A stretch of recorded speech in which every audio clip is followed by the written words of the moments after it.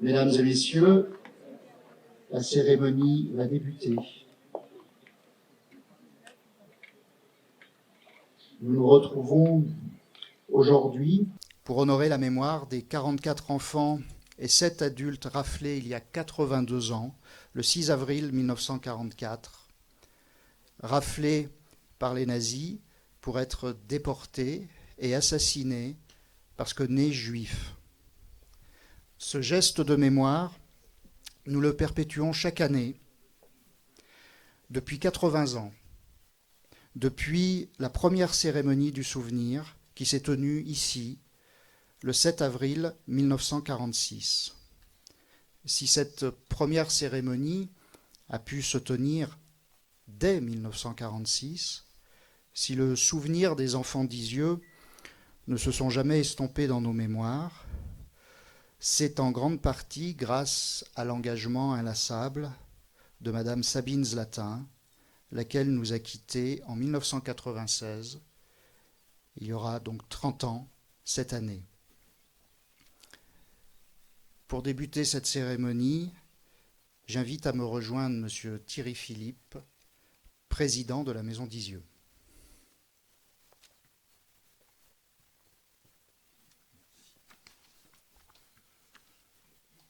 Monsieur le préfet, Madame la sénatrice, Madame la députée, Messieurs les maires, Madame la présidente de la communauté de communes, Monsieur le conseiller départemental, Madame la conseillère régionale, Madame l'inspectrice d'académie, Monsieur le capitaine de gendarmerie, Mesdames et Messieurs les représentants des associations, Monsieur le président du CRIF, Messieurs les représentants des cultes, Mesdames et Messieurs les membres du conseil d'administration, Mesdames et Messieurs les membres de notre conseil d'administration du fonds de dotation, chers collégiens du collège de Pérande, que je remercie d'être là malgré les fêtes. D'ailleurs, je remercie chacune et chacun d'entre vous d'être là aujourd'hui. Donc bonjour à toutes et à tous. L'an dernier, ici même, je disais notre inquiétude. L'inquiétude devant la montée de l'antisémitisme et ce sentiment d'échec qui peut parfois nous envahir. Je rappelais alors une chose essentielle: pour lutter contre ce poison, commémorer ne suffit pas. Il faut travailler la mémoire. Simone Veil parlait de travail de mémoire, pas de devoir de mémoire. Elle avait raison. Notre directeur réfléchit, lui, sur la notion d'effort de mémoire, car malheureusement, la mémoire, elle est de moins en moins une évidence avec le temps qui passe. La mémoire, ce n'est pas un rituel, c'est une volonté et c'est un travail de tous les jours. Et ici, à Isieux, ce travail, avec nos salariés que je salue, se fait dans un mémorial de la République française. À Isieux, nous utilisons le passé pour éclairer le présent et préparer l'avenir. Et je le disais déjà, notre mot-clé reste le même: enseigner, enseigner, enseigner.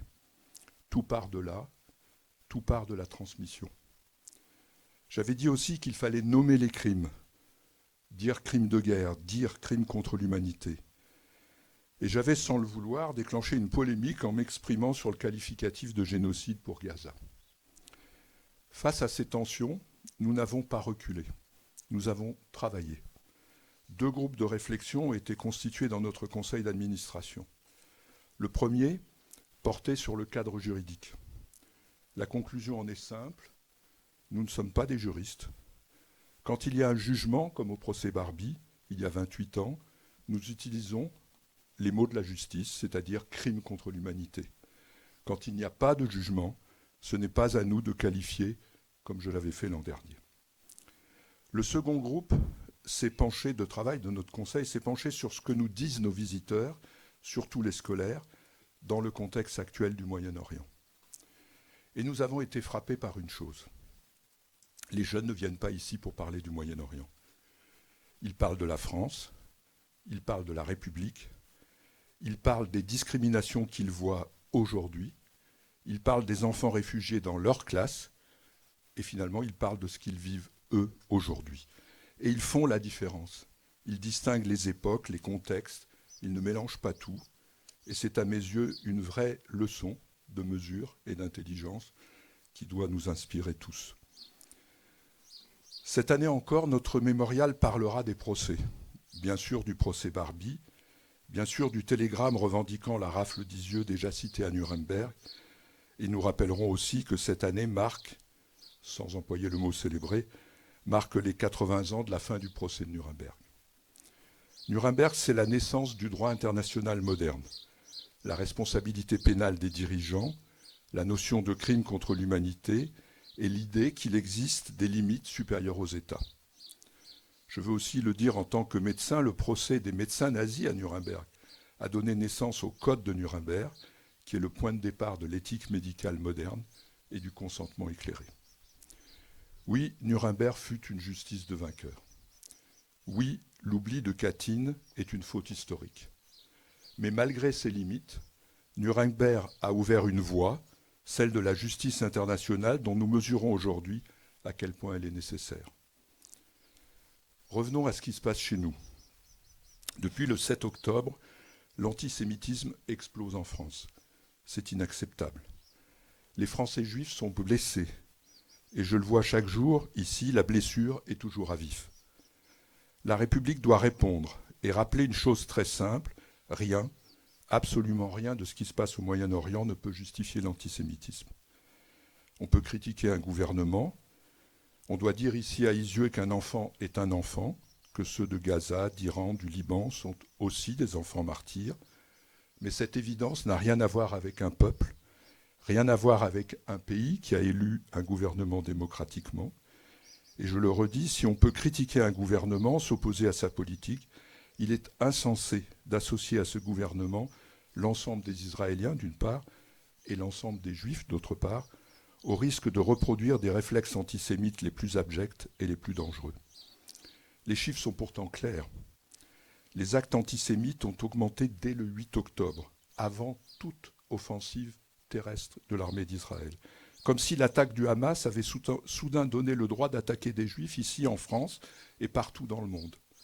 Aux États-Unis, certains campus se sont embrasés et un professeur de l'université Cornell a même parlé d'un événement exaltant. Pourtant, le Hamas n'a rien caché. Il a filmé, il a diffusé, il a revendiqué. Personne ne peut dire qu'on ne savait pas. Les massacres, les viols, les personnes brûlées vives, les otages.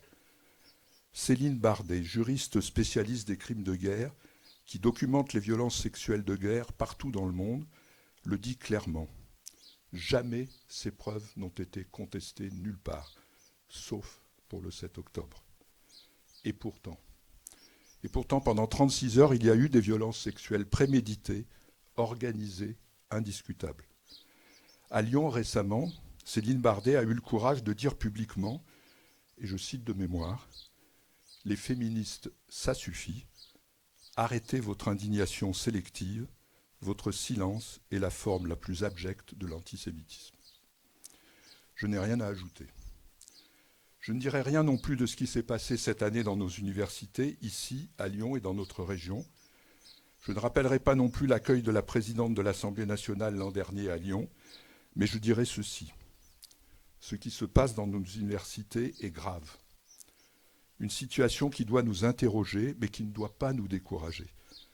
Il faut dire haut et fort que nous sommes pour la liberté académique, pour la liberté d'expression et de critique, mais que cette liberté a des limites, comme toute liberté dans un pays démocratique. Nous parlons aux collégiens, aux lycéens, depuis l'inauguration de ce mémorial. Il est temps de parler aussi aux étudiantes et aux étudiants, de leur dire ça suffit. En France, le travail de mémoire n'est pas là pour ressasser le passé, il est là pour ouvrir les portes d'un autre présent. Et le drame d'Isieux, où les enfants raflés l'ont été parce que juifs, doit ouvrir la porte à un dialogue séparant des critiques légitimes de l'antisionisme, qui n'est que la porte ouverte vers l'antisémitisme. Et je le dis clairement, nous devons réfléchir dès cette année à ce que nous pouvons apporter aux universités de Lyon, de Clermont-Ferrand, de Grenoble, de Saint-Étienne et de Chambéry. Nous savons agir, nous savons faire, et donc nous devons le faire. Je terminerai par Isieux. Le télégramme de Klaus Barbie fait partie de l'histoire de Nuremberg, de l'histoire de France, de la première condamnation en France pour crime contre l'humanité. Isieux, c'est le martyre de 44 enfants et de 7 éducateurs, mais c'est aussi le témoignage de Léa Feldblum, la seule survivante, et nous conservons ici précieusement la copie de ce témoignage qui dit d'ailleurs qu'il faisait le 6 avril 1944 le même temps qu'aujourd'hui. Et ce sont aussi, à Isieux, les 60 enfants sauvés durant l'année de vie de la colonie, dont 3 sont parmi nous ce matin. Et comment parler de tout ça sans rappeler que là où il y a des bourreaux, il y a aussi des justes. Et je ne peux terminer ce message sans rendre hommage à un ami fidèle d'Isieux, Jean Lévy, qui nous a quittés récemment. Jusqu'à son dernier souffle, Jean Lévy n'a cessé d'être un infatigable passeur de la mémoire. Il a été un membre de notre conseil d'administration pendant 13 ans. Nous ne l'oublierons pas, comme nous n'oublierons pas Bernard Weissenson, un enfant d'Isieux qui nous a quittés en 2025, ni bien sûr notre chère Edith Aron, une fidèle de notre conseil d'administration dont la présence témoignait de tellement de souvenirs. La mémoire, c'est de ne jamais oublier, mais c'est aussi chercher la réconciliation, sans oublier de reconnaître et de parler des justes, si nombreux dans notre République et ici dans notre région, avec en particulier Armand et Henriette Maître à Brégnier-Cordon. Oui, il faut parfois nuancer les mots que nous employons ici, mais il faut les dire au nom du travail de mémoire. Je vous remercie.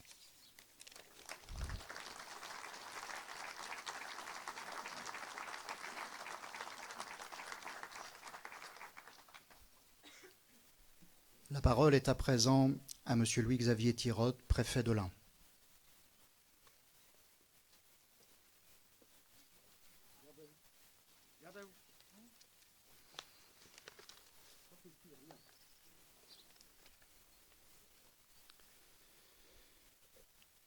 Mesdames et messieurs les élus, Madame la ministre, Madame la sénatrice, messieurs les maires d'Isieux et de Brégnier-Cordon, Madame la présidente de la communauté de communes de Bugey-Sud, Madame la conseillère régionale, Monsieur le conseiller départemental, Monsieur le président de la maison d'Isieux, merci pour vos mots. Mesdames et messieurs les représentants des associations mémorielles et de la communauté juive, Monsieur le grand rabbin de France, présent à distance avec nous, chers élèves du collège de Perrenche de Saint-Georges d'Espéranche, Mesdames et messieurs les chefs de service de l'État, Mesdames et messieurs en vos grades et qualités. Il est des lieux qui refusent toute abstraction. Isieux est l'un de ces endroits. Ici, on ne peut pas parler de la Shoah en général. On ne peut pas déclamer des grandes phrases sur l'humanité, la barbarie, la civilisation. Le sol s'y oppose et les murs aussi. On ne se tient pas dans un espace vide auquel on ajoute des souvenirs. On se tient dans un lieu déjà habité. Alors je ne vais pas parler de théorie, je vais parler d'hommes et de femmes. Je vais parler d'êtres singuliers au travers de 4 figures. 4 façons d'être là, ce matin du 6 avril 1944. Et dans ces 4 destins, quelque chose que nous devrons regarder en face sans nous y soustraire. Je vais commencer par parler du plus difficile, du bourreau. Klaus Barbie a 30 ans en ce mois d'avril 1944. 30 ans, c'est l'âge des certitudes, l'âge où l'on croit avoir compris le monde. Pour lui, c'était vrai. Il croyait l'avoir compris. Il croyait en la race, il croyait dans le combat, dans la nécessité impitoyable d'assurer la victoire du Reich de Milan. Barbie était né à Bad Godesberg, en Rhénanie du Nord, en 1913, dans une famille traumatisée par la défaite de 1918. Son père, vétéran, est mort tôt. Klaus Barbie est un jeune homme sans avenir visible. Le national-socialisme lui en offre un. Ce n'est pas la misère qui a fait de lui ce qu'il est devenu. Ce n'est pas l'ignorance. C'est un choix. À 19 ans, il entre aux jeunesses hitlériennes. À 22, il rejoint le SD, c'est-à-dire le service de renseignement des SS. Il n'est pas recruté par contrainte, il est mu par ses convictions. Et en novembre 1942, Barbie devient le commandant de la ZIPO-SD à Lyon. Il est chargé par tous les moyens de lutter contre les ennemis du Reich dans cette ville stratégique, cœur de la résistance à l'occupant. Barbie est petit, il est banal, un de ces visages qu'on ne remarque pas. Mais dans ces locaux de l'avenue Berthelot, la terreur règne. Jean Moulin, livré par une trahison dont l'histoire n'a pas fini de démêler les fils, mourra sous ses mains ou sous sa direction. La distinction n'est pas essentielle. Le matin du 6 avril 1944, il donne un autre ordre, celui qui nous réunit aujourd'hui. Ces hommes partent à l'aube vers Isieux. À 20h10, tout est fini. Barbie fait son rapport et signe ce fameux telex auquel vous faisiez allusion. Une dizaine de lignes à destination de sa hiérarchie. Un texte factuel, sans affect, glaçant.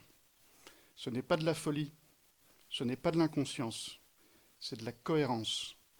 Barbie croit à ce qu'il fait, profondément. Il fait partie de cette cohorte de cadres SS que l'historien Michael Wilt a baptisé « génération de l'inconditionnel ». Des jeunes gens fortement idéologisés, solidement formés qui, au sein de ce ministère de la Terreur qu'était l'Office central de la sécurité du Reich, ont construit la machine d'extermination nazie et l'ont fait tourner à plein régime. En face de cette mécanique de mort, il y a un tout petit garçon. Il y a Georgi Halpern. Il a 9 ans. Il est né à Vienne. Son père, Julius, est architecte. Sa mère, Séraphine, est couturière. La famille a fui l'Autriche après l'Anschluss, l'annexion par l'Allemagne, en 1938. Georgi avait alors 3 ans. Il n'a pas choisi son pays, ni son époque, ni son nom. À Isieux, Georgi dessine des maisons, des arbres, des animaux. Des choses que dessinent les enfants de 9 ans quand leur monde leur semble encore plein de promesses. Ils dessinent avec la concentration sérieuse propre aux enfants qui font quelque chose d'important. Ce matin du 6 avril, il prend son petit déjeuner. Le soleil se lève sur les plateaux de l'Ain. C'est un jeudi, le premier jour des vacances de Pâques. Les enfants savent peut-être qu'on va faire quelque chose de spécial. Et puis les camions arrivent. Georgi finira à Auschwitz-Birkenau. À l'arrivée du convoi, il n'y a pas de sélection pour les enfants. Ils vont directement aux chambres à gaz. Julius et Séraphine Halpern ont survécu. Depuis Israël, ils ont cherché leur fils pendant 38 ans. 38 ans. 38 ans à espérer ce qu'ils savaient impossible. Les dessins de Georgi sont aujourd'hui conservés à la Bibliothèque nationale de France. Georgi a vécu. Il a dessiné des maisons avec des toits pointus et des cheminées fumantes. Sa famille a entretenu sa mémoire. Nous le faisons aujourd'hui. Et ceux qui avaient voulu que Géorgie disparaisse de nos cœurs et de nos souvenirs, ceux qui avaient voulu que Géorgie n'ait jamais existé, eh bien ceux-là, ils ont perdu.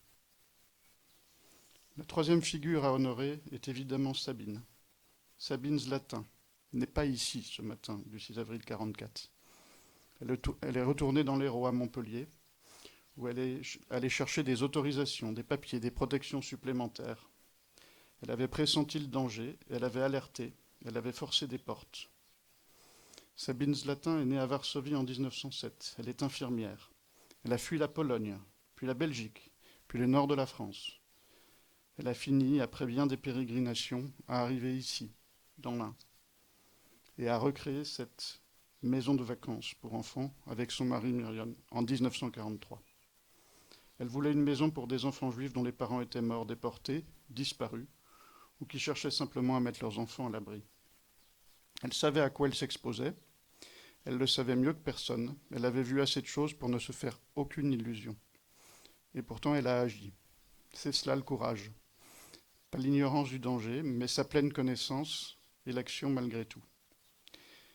Quand elle revient à Isieux et trouve la maison vide, les gobelets sont encore sur la table, les lits sont défaits, les jouets sont abandonnés. Elle s'effondre, et puis une nouvelle fois elle se relève. Elle témoignera au procès Barbie en 1987.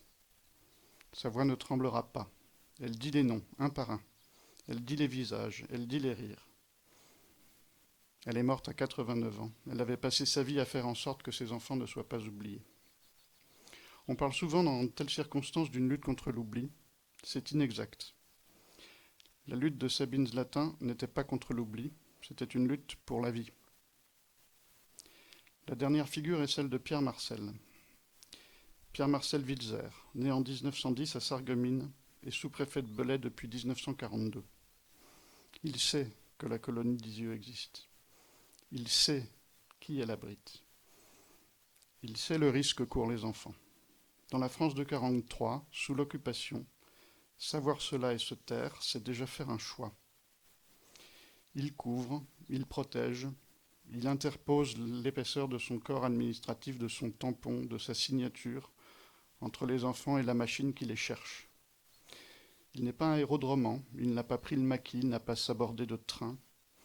Il a exercé ses fonctions avec une conscience aiguë de ce qu'impliquait servir l'État, c'est-à-dire servir le véritable État, celui qui tient debout et qui protège les plus faibles. C'est une leçon que nous, fonctionnaires de la République, devons porter en nous. Un homme, à son poste, peut faire la différence. 4 destins, donc. Un bourreau convaincu, un enfant de 9 ans avec ses dessins, une femme venue d'une Pologne martyrisée qui s'est battue de toutes ses forces, un sous-préfet qui a protégé discrètement, quotidiennement, au risque de se voir lui-même emporté par le tourbillon. Ce ne sont pas ici des symboles, ce sont des personnes. Il n'y aura donc pas ici ce matin de grands mots et de formules consolantes, car Isieux n'appelle pas à la consolation.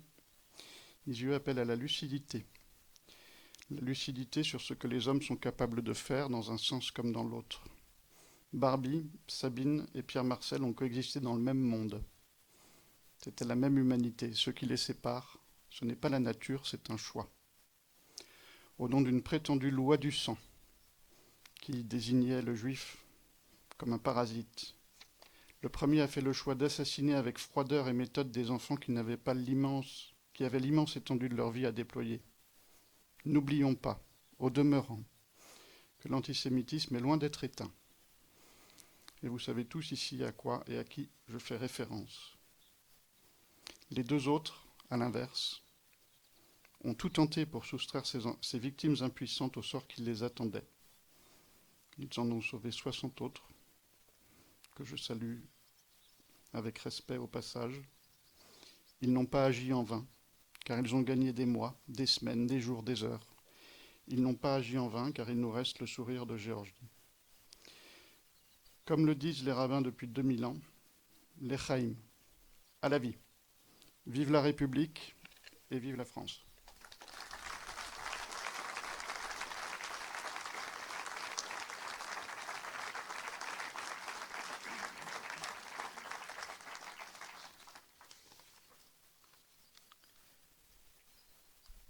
Monsieur le grand rabbin de France, qui ne pouvait être avec nous aujourd'hui, a adressé un message dont je vais vous faire lecture à présent.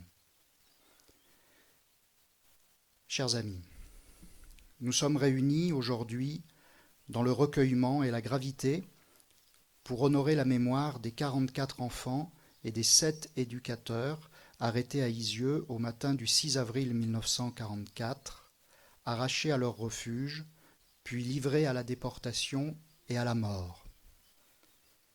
En ce lieu devenu symbole, la République se souvient des vies innocentes brutalement arrachées, de ces destins brisés avant même d'avoir pu s'accomplir, de ces visages d'enfance que la barbarie nazie voulut effacer jusqu'à la trace. Je veux d'ailleurs remercier le préfet Louis-Xavier Tirode qui porte ce souvenir avec tant de profondeur lorsqu'il évoque la mémoire du petit Georgi Alperne, qui est l'un des 5 destins choisis pour représenter la déportation depuis la France. Je veux associer la mémoire du sous-préfet Pierre Marcel Wilzer, qui protégea tant qu'il le put la maison d'enfants. En évoquant Isieux, nous ne convoquons pas seulement l'histoire, nous faisons œuvre de conscience, car ces enfants n'étaient pas des symboles, mais bien des promesses. Promesses de rire, d'avenir, de fraternité. Tout cela brutalement interrompu par la haine portée à son paroxysme. Commémorer, ce n'est pas seulement regarder le passé, c'est faire vivre une exigence morale dans le présent et prendre l'engagement de refuser l'indifférence, de combattre l'oubli et de rappeler inlassablement que la dignité humaine n'est jamais acquise, qu'elle doit être protégée et défendue. À Isieux, nous faisons le serment que leurs noms ne disparaîtront jamais dans le silence de l'histoire, que leur mémoire soit pour nous une exigence, qu'elle soit une lumière dans nos consciences, une vigilance dans nos actes et un appel constant à faire vivre au cœur de notre République les valeurs de justice, de respect et de fraternité. Chaim Corsia, grand rabbin de France, membre de l'Institut.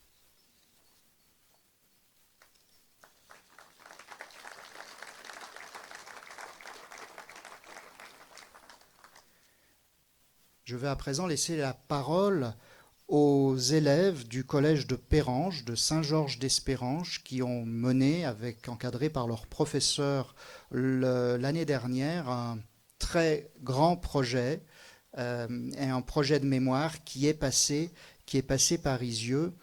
Le président Philippe le rappelait tout à l'heure, leur engagement a été non seulement un engagement d'importance sur leur année de troisième, mais il est encore renouvelé aujourd'hui, puisque non seulement ils viennent alors qu'ils sont lycéennes et lycéens aujourd'hui, et qui plus est, en pleine vacances scolaires. Donc merci à vous, vous avez la parole.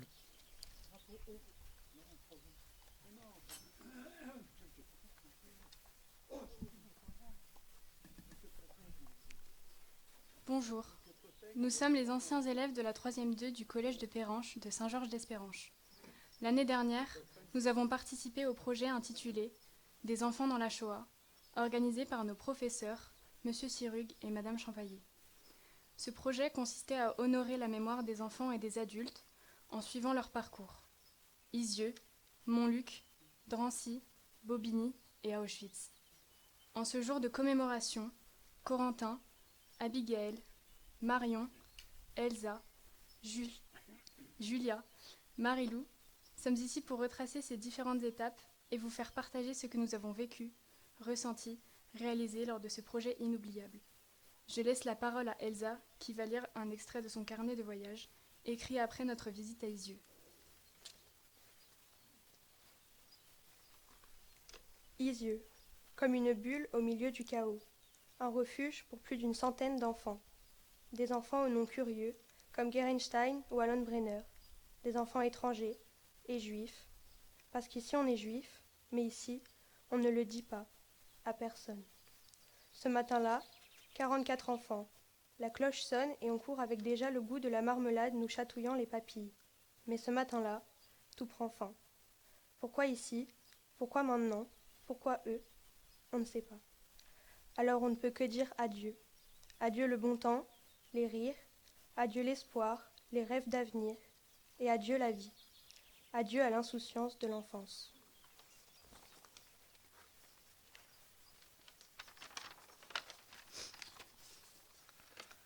Pour honorer la mémoire des occupants de cette maison, moi, Abigail, j'ai choisi de faire un dessin à partir de la célèbre photo de la fête à la fontaine, de l'été 1943.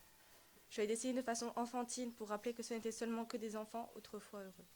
La couleur montre la joie et l'innocence qu'il y avait dans cette maison avant la rafle. Le bout du dessin est en noir pour rappeler leur fin tragique.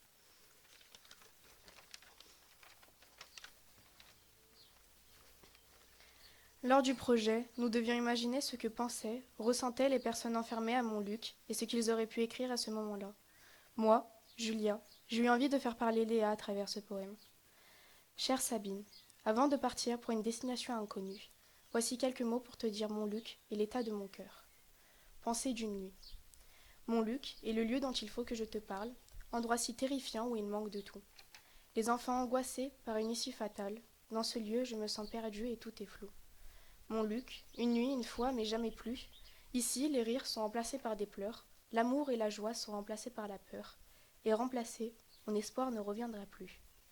Mon Luc, qui tombeau de douleur et d'anxiété, me fait ressortir muette comme une tombe. Comment expliquer la colère de ce monde, cette triste nuit de colère, pensée comptée? Voilà, Sabine, tu sais tout. Mes pensées, mon ressenti, mes craintes. Je ferai tout ce que je pourrai pour sauver les enfants, mais j'ai peur. Maintenant, Marion va évoquer le camp d'internement de Drancy, la guerre de Bobigny.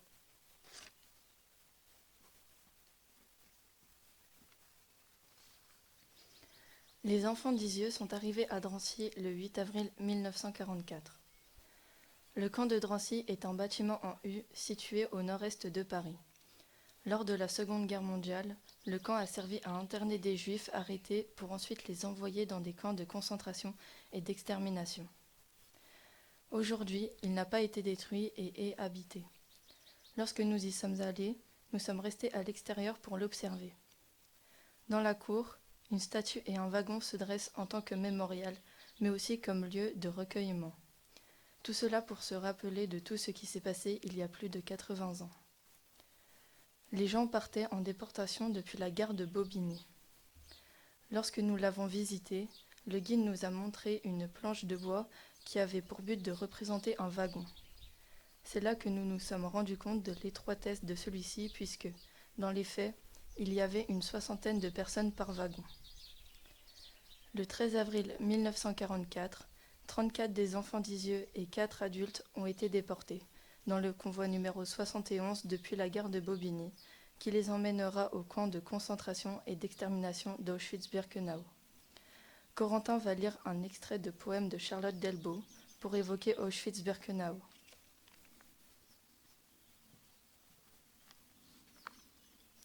Charlotte Delbo, arrêtée le 2 mars 1942, est déportée à Auschwitz, puis à Ravensbrück de 1943 à 1945. Dans son poème « Prière aux vivants pour leur pardonner d'être vivants », écrit en 1961, elle aborde les thèmes de la vie, de la mort et de la responsabilité envers ceux qui ne le sont plus. Elle nous rappelle que chaque instant de nos vies doit être vécu avec conscience et gratitude. Comment vous pardonner d'être vivant? Comment vous ferez-vous pardonner par ceux-là qui sont morts pour que vous passiez bien habillés de tous vos muscles?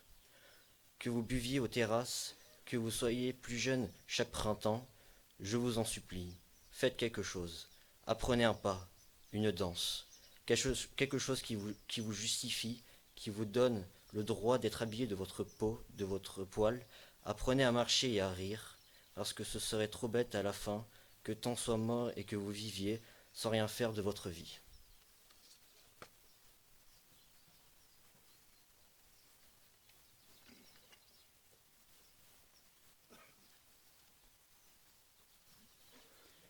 Merci à vous.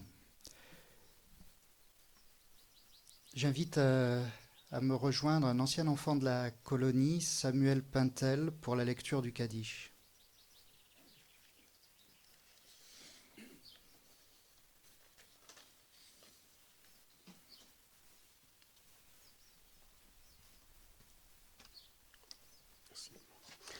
Je me substitue humblement au grand rabbin de France pour dire le Kaddish, la prière des morts.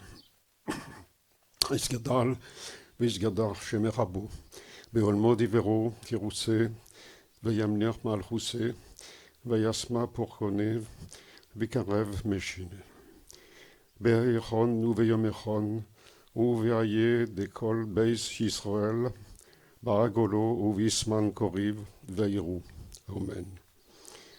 Yemesh Shemerabo Mevorach, Leolam Eoleam Le, Olmayo, Yisborach, Veisbarach, Veispoer, Veisroman, Veisnase, Veisadar, Veisale, Veisalal, Sheme de Kudsho, Bericho. Amen. Le Elomin Kol Bikoso, Veishiroso, Tushberoso, Venemoso, Damiron, Beolmo, Veiru. Amen. Al Israël ve'al Chabone ve'al Talmideon ve'al kol Talmide Salmideon ve'al kon moen deskin be'oriaso di ve'aso oden ve'li bechol asar va'asar ye leon u'leachon shlom chabo Inoveisdo veramin verin arikin umeos revio ufurn chrono min kodom avon divir mario veiru. Amen. Ye shelemo rabo min shemayo dveayim tovim oleinu ve'al kol Israel veiru. Amen. Ose shalom bimromov uyasse shalom oleinu ve'al kol Israel veiru. Amen.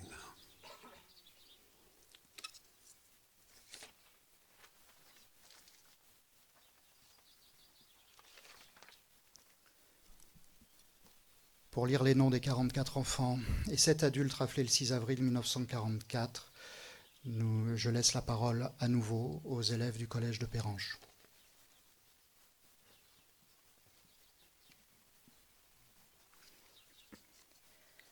Sami Adelsheimer, 5 ans. Hans Ament, 10 ans. Nina Aronovics, 11 ans. Max Marcel Balsam, 12 ans. Jean-Paul Balsam, 10 ans. Esther Benassayag, 12 ans. Elie Benassayag, 10 ans. Jacob Benassayag, 8 ans.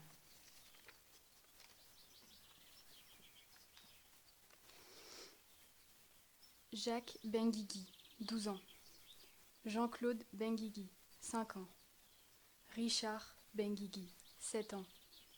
Barouk Raoul Bentitou, 12 ans. Mayer Boulka, 13 ans. Albert Boulka, 4 ans. Lucienne Friedler, 5 ans. Egon Ganiel, 9 ans.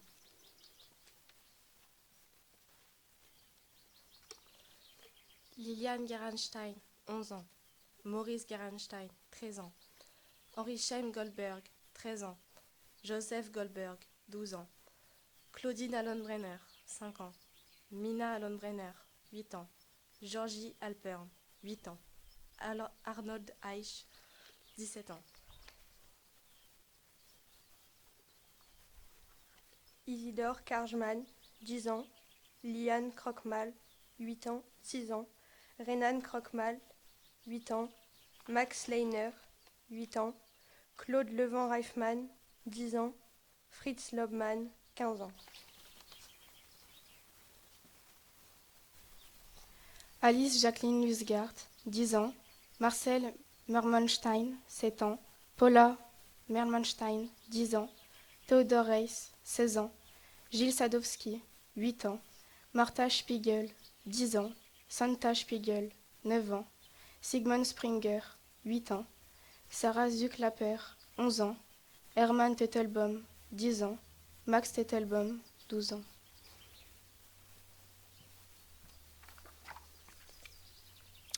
Charles Weltner, 9 ans. Otto Wertheimer, 12 ans. Émile Zuckenberg, 5 ans.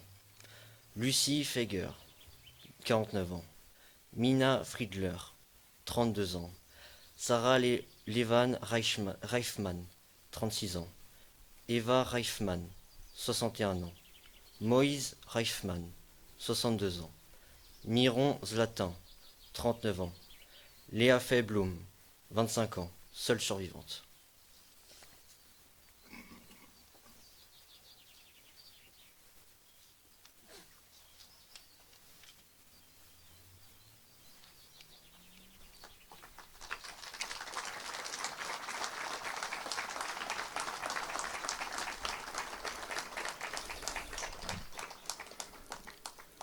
Pour rendre hommage aux 44 enfants et 7 adultes raflés le 6 avril 1944, dépôt de 51 roses par les officiels présents. Pour la maison d'Isieux, son président, M. Thierry Philippe.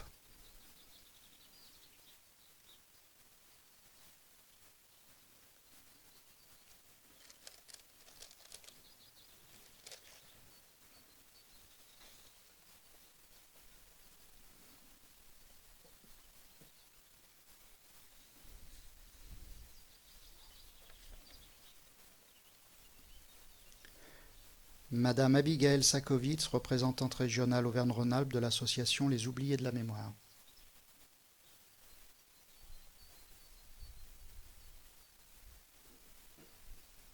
Attendez.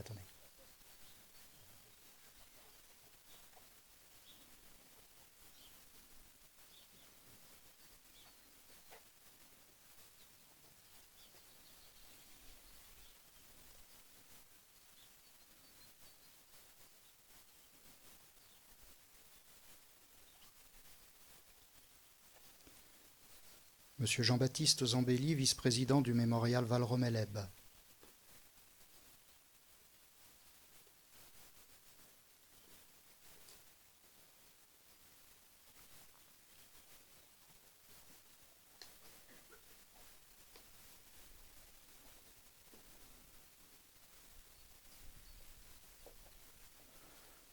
Monsieur Ignace Di Filippo, président de l'UDAC de l'Ain.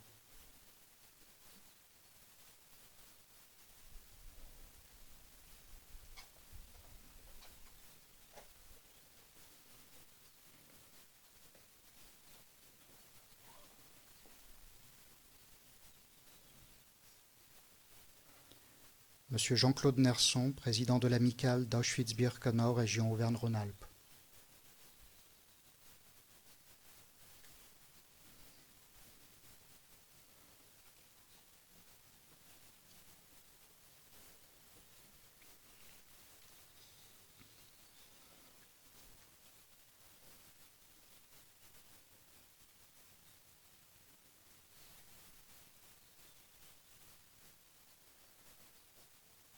Madame Sylvie Altard, déléguée régionale des fils et filles des déportés juifs de France.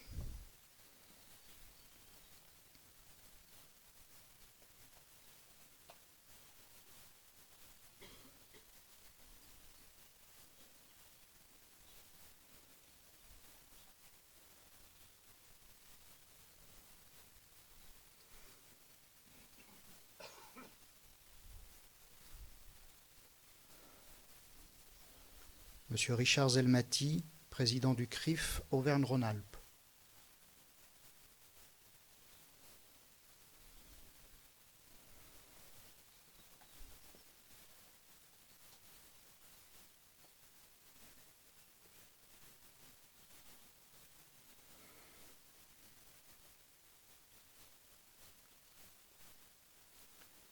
Monsieur le capitaine Roussel, commandant second du groupement de gendarmerie départementale de l'Ain.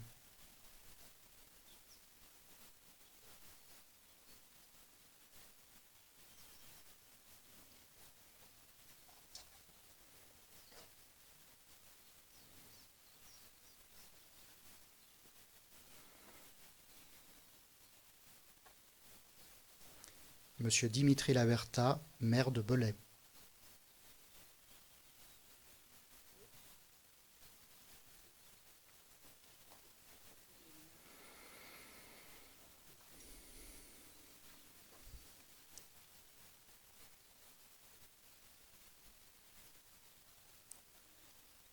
Monsieur Thierry Verguin, maire de Brégnier-Cordon.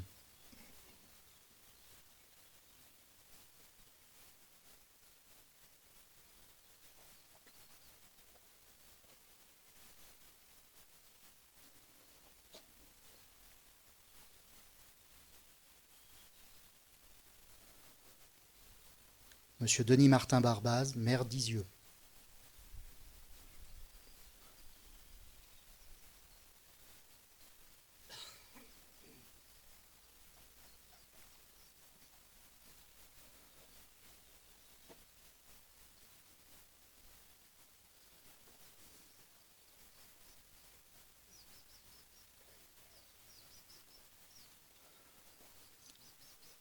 Madame Pauline Godet, présidente de la communauté de communes de Bugey-Sud.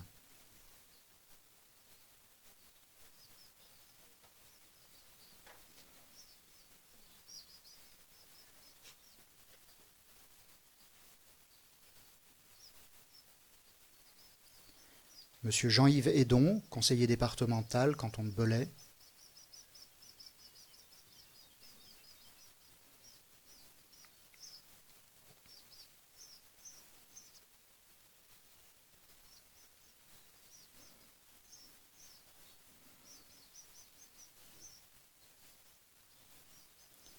Madame Myriam Keller, conseillère régionale de la région Auvergne-Rhône-Alpes.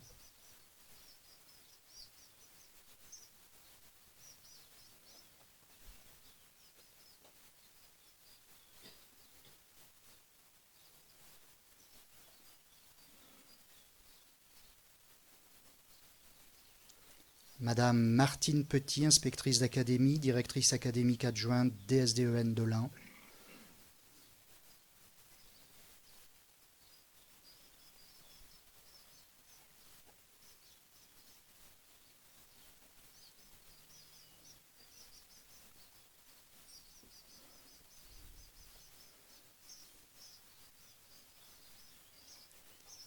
Madame Olga Givernet, députée de l'Ain.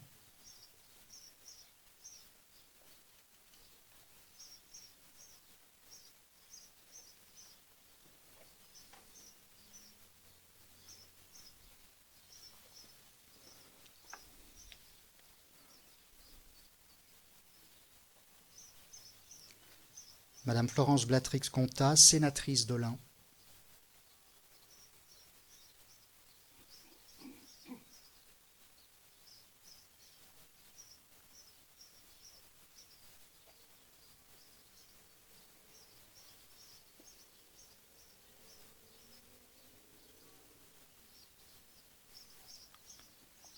Monsieur Louis-Xavier Thiraud, préfet de l'Ain.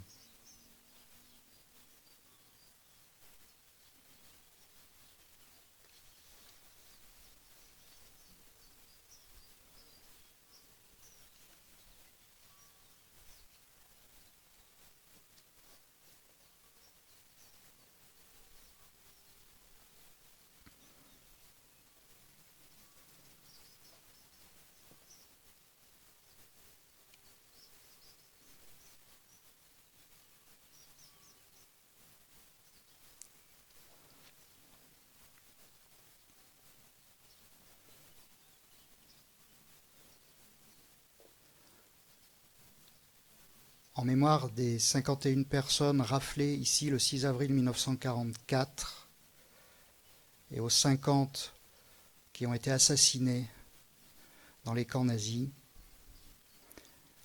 nous observons une minute de silence.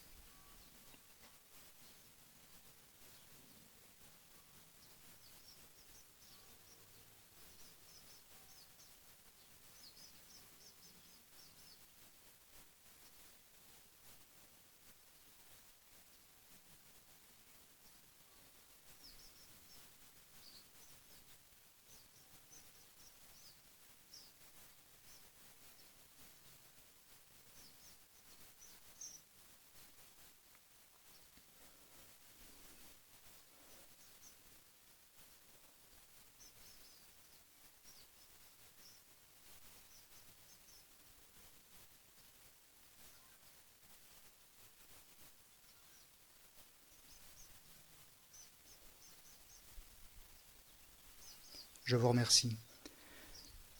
Cette cérémonie est à présent terminée. Merci à toutes et tous pour votre présence.